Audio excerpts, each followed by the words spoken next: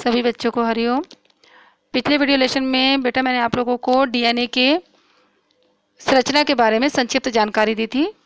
आज मैं आप लोगों को डीएनए की आणविक संरचना का विस्तार पूर्वक वर्णन बता रही हूँ। आप लोग ध्यान से सुनिएगा, पॉइंट आउट करके बताऊंगी आपको, ठीक है।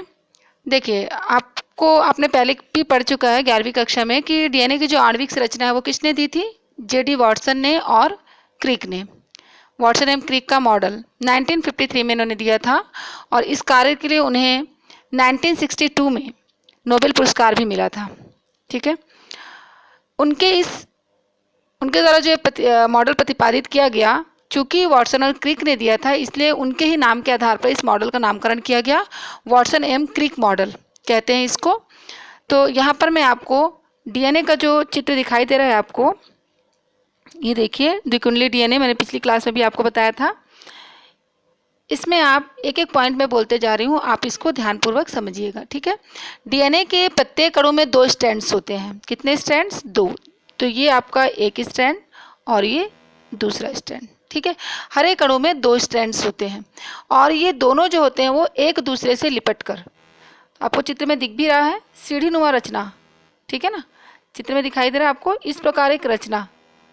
तो ये दोनों स्ट्रैंड क्या हो जाते हैं? आपस में इस प्रकार लिपटे हुए रहते हैं और यही जो इनकी एक दूसरे से लिपटकर जो संरचना बनती है उसको बोलते हैं द्विकुंडलित संरचना। समझ में आ गया इतना? इसके बाद है प्रत्येक डीएनए में पॉलीन्यूक्लियोटाइड्स की 2 श्रृंखलाएं होती हैं जो कि अशाखित होती हैं। तो आपको पिछले लेसन में बताया मैंने, पॉलीन्यूक्लियोटाइड्स का बना होता है ये। डीएनए की दोनों पॉलीन्यूक्लियोटाइड श्रृंखलाएं प्रति समानांतर एंटी पैरेलल होती हैं और एक श्रृंखला का 3 एंड सिरा और दूसरे श्रृंखला का 5 एंड सिरा। देखिए ये हुआ और ये आपका डीएनए जैसे बताया, ये आपका जैसे मान लीजिए 3 एंड है, ये है ना, तो ये कौन सा होगा? 5 एंड, ठीक है। तो डीएनए की जो दोनों पॉलीन्यूक्लियोटाइड जो श्रृंखलाएं हैं कैसी हैं? पैरेलल होती हैं, यानी एक का श्रृंखला का 3 एंड सिरा और दूसरे श्रृंखला का 5 एंड सिरा एक दूसरे के आसपास होते हैं। अब आप सोच रहे होंगे कि 3 एंड और 5 एंड क्या है, तो आपको इसकी जानकारी होगी। पॉलीन्यूक्लियोटाइड श्रृंखला के एक छोर पर शर्करा का तीसरा कार्बन स्वतंत्र होता है।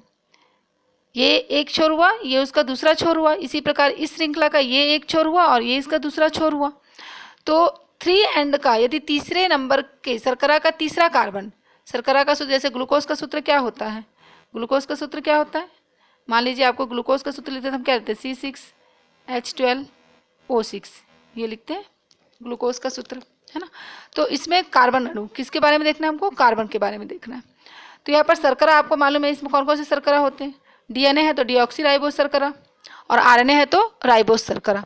तो यहाँ पर हम लोग चूंकि डीएनए के बारे में पढ़ रहे हैं तो कौन सी शर्करा होगी? डीऑक्सीराइबोस शर्करा, ठीक है। तो शर्करा का जो तीसरा कार्बन स्वतंत्र होता है, इसीलिए इस एंड को बोलते हैं 3 एंड, ठीक है। इसी प्रकार दूसरे स्ट्रैंड का जो दूसरा स्ट्रैंड है उसका शर्करा का 5वां कार्बन वो क्या होता है? स्वतंत्र होता है। तो उस छोर को बोलते हैं 5 एंड, ठीक है। इस कारण से इसको 3 एंड और 5 एंड कहा जाता है। इसके बाद दोनों पॉलीन्यूक्लियोटाइड जो श्रृंखलाएं हैं आपस में किस बॉन्ड के द्वारा? हाइड्रोजन बॉन्ड के द्वारा जुड़ी हुई रहती हैं। इनके बीच में हाइड्रोजन बॉन्ड पाया जाता है। न्यूक्लियोटाइड्स की संरचना आपको कैसी दिखाई दे रही है? सीढ़ीनुमा। सीढ़ीनुमा दंडों के रूप में दोनों श्रृंखलाओं के मध्य में, यानी ये जो आपको सीढ़ीनुमा, इसमें आप देख रहे हैं बेस जोड़ा, ये बेस जोड़ा लिखा हुआ है। तो जो न्यूक्लियोटाइड्स होते हैं, ठीक है, वो इस सीढ़ीनुमा दंडों के रूप में दोनों श्रृंखलाओं के मध्य में पाए जाते हैं। अब न्यूक्लियोटाइड आपस में किस बंध के द्वारा जुड़े हुए हैं? आपने देखा कि ये जो हमारे जो पॉलीन्यूक्लियोटाइड श्रृंखला है ये तो आपस में हाइड्रोजन बंध के द्वारा जुड़े हुए हैं, लेकिन जो न्यूक्लियोटाइड्स हैं वो आपस में फॉस्फोडाइस्टर बॉन्ड के द्वारा जुड़ते हैं और इस कारण से इनको पॉलीन्यूक्लियोटाइड श्रृंखला कहते हैं। एडेनिन किसके साथ? ग्वानिन के साथ, सॉरी, एडेनिन हमेशा थाइमिन के साथ। एडेनिन हमेशा किसके साथ? थाइमिन के साथ। और ग्वानिन हमेशा साइटोसिन के साथ जोड़ा बनाता है। तो यह युग्मन दोनों के मध्य हाइड्रोजन बंध के कारण होता है। ठीक, प्रत्येक जीव या जाति के डीएनए में न्यूक्लियोटाइड्स का एक निश्चित क्रम होता है। इनका जो सीक्वेंस है, वो सीक्वेंस जिस क्रम में ये लगे हुए रहते हैं, यह क्रम निश्चित होता है। किसी भी जीव में या फिर किसी भी जाति में जो डीएनए है, उस डीएनए में जो न्यूक्लियोटाइड्स लगे हुए हैं, उन न्यूक्लियोटाइड्स का क्रम निश्चित होता है। ठीक है, एडेनिन और थाइमिन, इनके मध्य द्विबंध पाया जाता है, और ग्वानिन और साइटोसिन, इनके मध्य त्रिबंध पाया जाता है।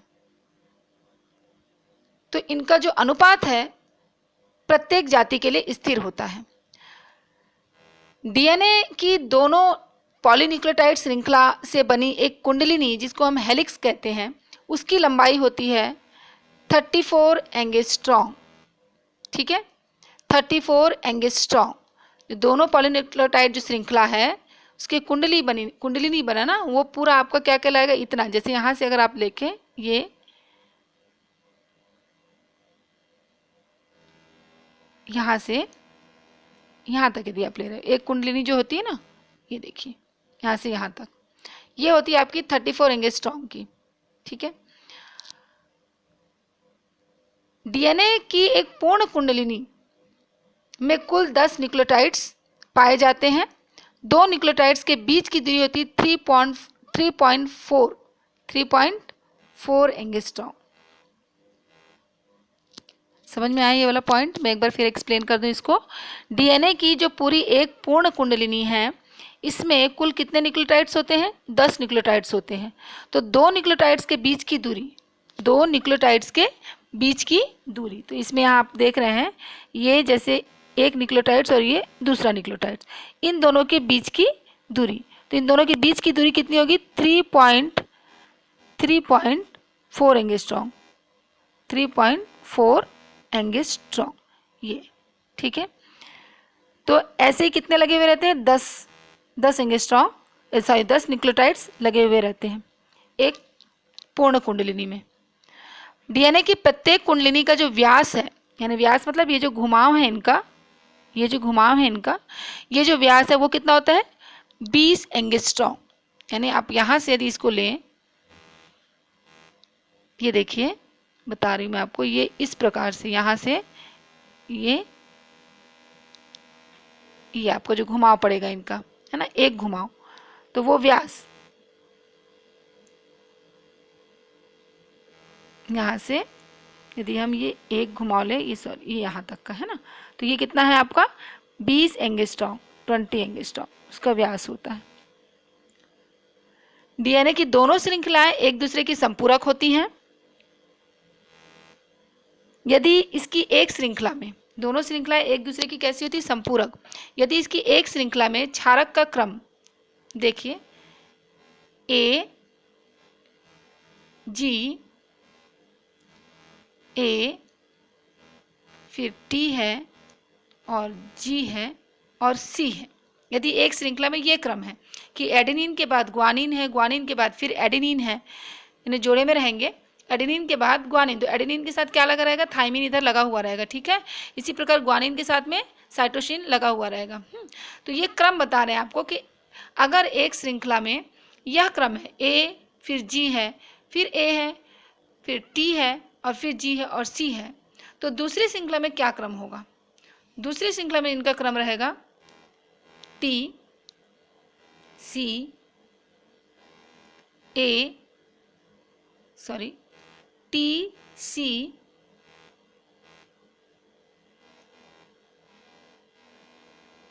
टी, फिर ए सी और जी।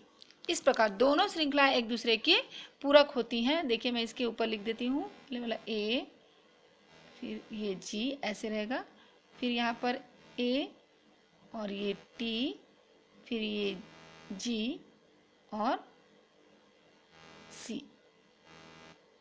देखिए अब अगर आपकी एक श्रृंखला में ये क्रम है ए टी जी और सी, तो दूसरी श्रृंखला में देखिए एडेनिन के साथ क्या आ जाएगा? आपको एक क्रम यदि याद रहेगा तो दूसरा आप अपने से बना लोगे। एडेनिन के साथ क्या आएगा? थायमिन। ग्वानिन के साथ क्या आएगा? साइटोसिन। फिर यहाँ पर ए है तो फिर थायमिन, फिर ये टी है तो यहाँ पर क्या हो जाएगा? ए हो जाएगा, फिर जी है तो ये सी हो जाएगा, और ये सी है तो ये जी हो जाएगा। इस प्रकार से दोनों श्रृंखला एक दूसरे के संपूरक होती हैं। प्रत्येक डीएनए श्रृंखला में दो एक्सटर्नल ग्रुप्स भी पाई जाती हैं, जिनको मेजर ग्रुप और माइनर ग्रुप कहते हैं, और मेजर ग्रुप चौड़ा और गहरा होता है। ठीक है, इस तरीके से ये डीएनए का वॉटसन के द्वारा, क्रिक वॉटसन के द्वारा दिया गया मॉडल है, जिसमें आपको मैंने पॉइंट वाइज बताया कि डीएनए की संरचना, आणविक संरचना कैसी होती है। इसका मैं एक फाइल भी आपको भेज दूंगी, जिससे आप रीड करके और अच्छे से समझिएगा इसको। इसके बाद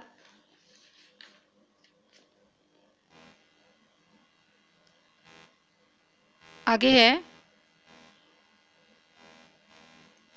आनुवांशिक सूचनाओं का बहाव।